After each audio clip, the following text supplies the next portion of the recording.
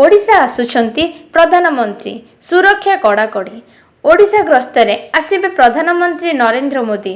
मोदी गस्त को नहीं व्यापक सुरक्षा व्यवस्था ग्रहण करा जायछि। मोदी गस्त को नहीं कमिशनरेट पुलिस पक्षर समीक्षा। एयरपोर्ट रो गवर्नर हाउस जाए मृतयन हेबे 15 प्लाटून फोर्स, 6 डीसीपी और अतिरिक्त डीसीपी सुरक्षा दायित्व रे नियोजित रहिबे।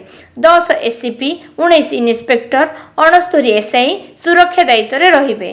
स्वतंत्र वायुसेना विमान जोगे अपराह्न रे भुवनेश्वर विमानबंदर रे पहुंचीबे। सेठारु स्वतंत्र हेलिकॉप्टर जोगे जाजपुर चंडीखोल जिबार कार्यक्रम रही। एक कार्यक्रम रे विभिन्न प्रकल्पर शिलान्यास और लोकार्पण करने सह एक साधारण सभार जोगदेवे।